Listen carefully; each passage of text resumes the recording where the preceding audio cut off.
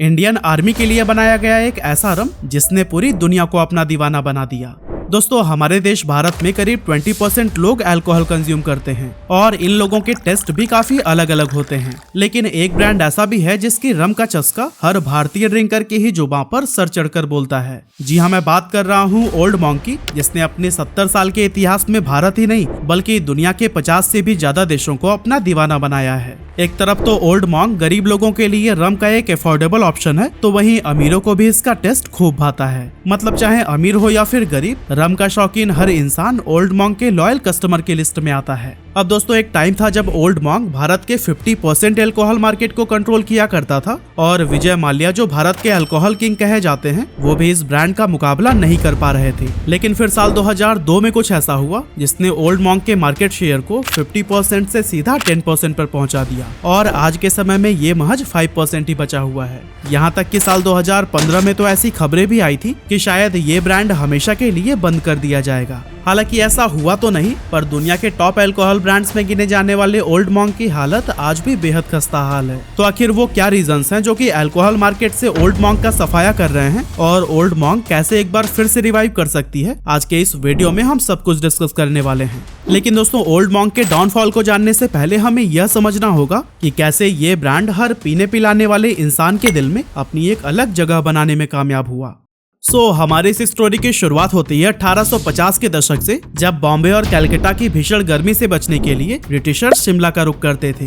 British army के सैनिकों को बियर पीने का बहुत शौक था, लेकिन उस समय तक भारत में कहीं भी बियर नहीं बनाई जाती थी। ऐसे में मजबूरन इन बियर बॉटल्स को इंग्लैंड से लाया जाता था, जो कि अंग्रेजों के लिए एक महंगा सौदा था। इसी दौरान एडवर्ड अब्राहम डायर नाम के एक इंजीनियर शिमला आते हैं और इस प्रॉब्लम को देखते हुए पास के ही एक टाउन कसौली में बियर बनाने वाली फैक्ट्री, जिसे ब्रूअरी कहा जाता है, उसे सेटअप करते हैं। साल 1854 में एडवर्ड डायर इस फैक्ट्री में एशिया की पहली बियर बनाते हैं, जिसका नाम रखा गया लॉयन बियर। एडवर्ड डायर ने अपनी कंपनी का नाम डायर ब्रूअरीज रखा और आने वाले सालों में कसौली को छोड़कर अपनी फैक्ट्री सोलन, शिमला, बर्मा, रावलपिंडी और क्वेटा तक पहुंचा दी। अब यहाँ आपकी जानकारी के लिए मैं बता दूं कि उस टाइम पर बर्मा, रावलपिंडी और क्वेटा भारत का ही हिस्सा हुआ करते थे।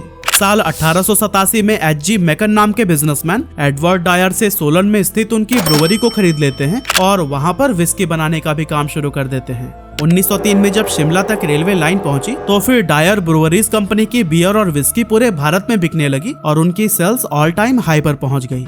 लेकिन साल 1919 में कुछ ऐसा हुआ जिसने डायर ब्रूअरीज कंपनी के प्रति भारतीयों के प्यार को नफरत में बदल दिया। दोस्तों, ये वही साल था जब कर्नल रेगिनाल्ड एडवर्ड डायर के ही आदेश पर अमृतसर के जलियांवाला बाग में प्रदर्शन कर रहे हजारों निर्दोष भारतीयों पर गोलियां चलाई गई थी। अब क्योंकि Reginald Edward Dyer breweries company को शुरू करने वाले एडवर्ड डायर के बेटे थे, इसीलिए लोगों ने इनके प्रोडक्ट्स का बहिष्कार करना शुरू कर दिया। ऐसे में एडवर्ड डायर ने एच.सी. मैकन के साथ इस कंपनी का नाम बदलकर डायर मैकन ब्रूअरीज रख दिया। लेकिन ये सफर भी ज्यादा दिनों तक नहीं चला और 1947 में भारत को आजादी मिलने के बाद इसको नरेंद्रनाथ मोहन ने खरीद लिया और अब इस कंपनी का नाम बदलकर मोहन मैककेन प्राइवेट लिमिटेड रख दिया गया और आज भी यही कंपनी ओल्ड मॉन्क की पेरेंट कंपनी है। लेकिन अब सवाल उठता है कि आखिर इस सब में ओल्ड मॉन्क की एंट्री कब और कैसे हुई, क्योंकि अभी तक तो हमने इस नाम के किसी भी रम की बात की ही नहीं है। तो बेसिकली ओल्ड मॉन्क का आइडिया साल 1954 में नरेंद्रनाथ मोहन के बेटे वेद रतन मोहन लेकर आए थे।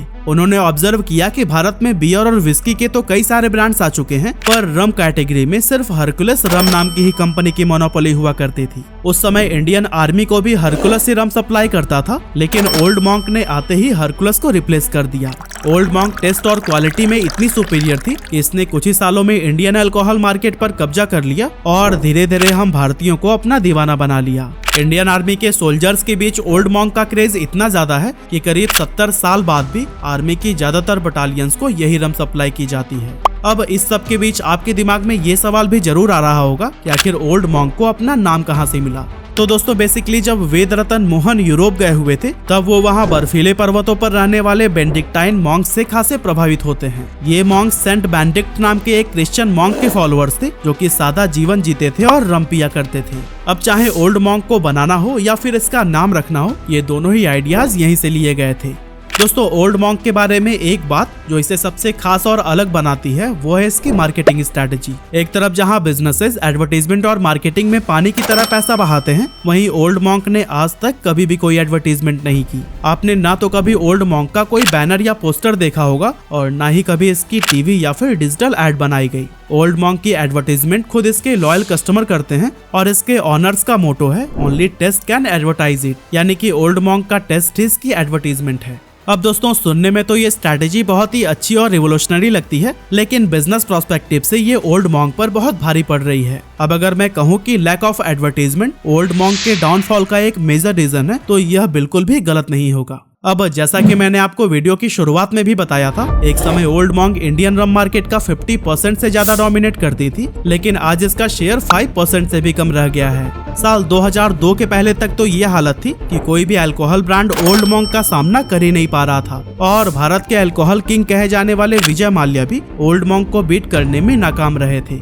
ओल्ड मॉन्क के बाद दूसरे नंबर पर मैकडॉवेल सेलिब्रेशन रम हुआ करती थी, जो कि विजय माल्या की कंपनी यूनाइटेड स्पिरिट्स के अंडर आती थी। पर मैकडॉवेल सेलिब्रेशन रम की सेल्स ओल्ड मॉन्क के कंपैरिजन में आधी भी नहीं थी।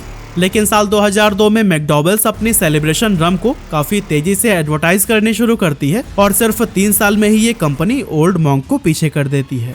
2002 के पहले तक जो ओल्ड मॉन्क हर साल 80 लाख से भी ज्यादा बॉटल सेल कर रही थी, 2011 के डेटा के अकॉर्डिंग उनकी सेल्स 30 लाख पर आ गई। दूसरी ओर अगर हम मैकडॉवेल्स का 2011 का डेटा देखें तो उनकी सेल्स 1 करोड़ बॉटल से भी ज्यादा की हो चुकी थी। साल 2005 में ओल्ड मॉन्क का प्रॉफिट 2.5 करोड़ रुपए था, जो कि अगले ही साल कम होकर सिर्फ 30 लाख रुपए रह गया था और साल 2014 आते आते तो कंपनी प्रॉफिट की जगह 20 करोड़ रुपए के लॉस में पहुंच चुकी थी। साल 2012 में वेद रतन मोहन के भाई और ओल्ड मॉन्क की मॉडर्न सक्सेस का सबसे बड़ा चेहरा माने जाने वाली कपिल मोहन 82 साल की उम्र में रिटायरमेंट ले लेते हैं और इस ब्रांड को आगे ले जाने की जिम्मेदारी अब उनके बेटों पर आ जाती है। और दोस्तों बस यहीं से ओल्ड मॉन्क की पूरी मैनेजमेंट बिखर सी जाती है और उनके कंपटीशन में खड़े ब्रांड्स एडवर्टाइजमेंट पर पानी की तरह पैसा बहाकर मार्केट में लंबी लीड ले लेते हैं। हालांकि दोस्तों ओल्ड मॉन्क के डाउनफॉल का पूरा क्रेडिट उनकी पुअर मार्केटिंग स्ट्रैटेजी और फील्ड मैनेजमेंट को ही नहीं दिया जा सकता। इसमें ओल्ड मॉन्क के डिस्ट्रीब्यूशन नेटवर्क और गवर्नमेंट की पॉलिसी चेंजेस का भी बहुत बड़ा हाथ रहा है। आपको बता दो कि ओल्ड मॉन्क ने कभी भी अपना खुद का डिस्ट्रीब्यूशन नेटवर्क बनाने की कोशिश ही नहीं की। वो आज भी थर्ड पार्टी नेटवर्क पर ही डिपेंडेंट है, जिसकी वजह से उनकी रीच बहुत ही कम है। ये फैक्टर इसलिए भी इम्पोर्टेंट हो जाता है क्योंकि अल्कोहल के बिजनेस में लॉजिस्टिक और रिटेल डिस्ट्रीब्यूशन ही सेल्स के नंबर को तय करते हैं। समय समय पर बदलती गवर्नमेंट पॉलिसीज ने भी ओल्ड मॉन्क को खासा डैमेज किया है, जैसे कि यूपी गवर्नमेंट के एक फैसले के बाद उन्हें लखनऊ की अपनी फैक्ट्री बंद करनी पड़ गई थी। ऐसे ही तमिलनाडु जहां ओल्ड मॉन्क की सेल्स बहुत ज्यादा हाई थी, वहां के स्टेट गवर्नमेंट ने एक दिन अचानक से सारी शराब के सेल्स को अपने हाथों में लेने का फैसला कर लिया। दोस्तों ओल्ड मॉन्क शुरुआत में ज्यादा लोगों के बीच अपनी पहुंच इसलिए बना पाई क्योंकि उनकी प्राइस बहुत अफोर्डेबल थी, लेकिन इसी अफोर्डेबिलिटी ने ही आज ओल्ड मॉन्क की इमेज को बहुत ज्यादा डाउन कर दिया है। एक्चुअली ओल्ड मॉन्क ये समझ ही नहीं पाया कि आजकल का यूथ शो ऑफ करने के लिए अफोर्डेबल नहीं बल्कि सब प्रीमियम सेगमेंट की अल्कोहल को कंज्यूम करना पसंद करता है। बिजनेस में फ्यूचर ट्रेंड्स को न समझ पाना ओल्ड मॉन्क को भारी पड़ा और ये उनके डाउनफॉल का एक मेजर रीजन बना।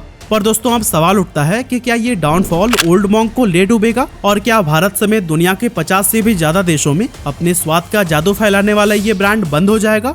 अब दोस्तों इसका जवाब हाँ भी है और नहीं भी। अगर ओल्ड मॉन्क ने अपनी आज वाली हालत नहीं सुधारी तो फिर आने वाले सालों में इस कंपनी को डूबने से कोई नहीं बचा सकता। लेकिन अगर ये कंपनी अपने आप में कुछ चेंजेस करती है और अपने ओवरऑल सिस्टम को बेटर बनाती है तो फिर आज भी ये अपने एवरग्रीन टेस्ट और अनमैच्ड क्वालिटी के दम पर एक बार फिर से टॉप पर पहुंच सकती है। इसके लिए सबसे पहले तो ओल्ड मॉन्क को अपने प्रोडक्ट्स बढ़ाने होंगे और अपनी रम को प्रीमियम सेगमेंट में भी लाना होगा। दूसरी ओर उन्हें अपने डिस्ट्रीब्यूशन सिस्टम को इम्प्रूव करना होगा और थर्ड पार्टी डिस्ट्रीब्यूशन को अलविदा कहना होगा। यहाँ ओल्ड मॉन्क के पास एक बेहतरीन तरीका ये है कि वो अपनी कंपनी के कुछ स्टेक्स किसी अच्छी डिस्ट्रीब्यूशन कंपनी के हवाले कर दे और उनके साथ पार्टनरशिप करके म्यूचुअल इंटरेस्ट से कंपनी को आगे ले जाए। दोस्तों हाल ही में मुकेश अंबानी ने कैंपा कोला को खरीदकर उसे रिवाइव करने का जिम्मा उठाया है और वो मार्केट में इसकी जबरदस्त वापसी कराने वाले हैं। अब अगर आप 70s और 80s के किड्स हैं तो फिर आपको कैंपा कोला का नाम सुनते ही कुछ अपना सा फील आता है। अगर आप रिलायंस की मार्केटिंग स्ट्रैटेजी देखिए तो वो इस फीलिंग का फायदा उठाकर पुराने लोगों के साथ साथ मॉडर्न जनरेशन को भी अट्रैक्ट करना चाहते हैं।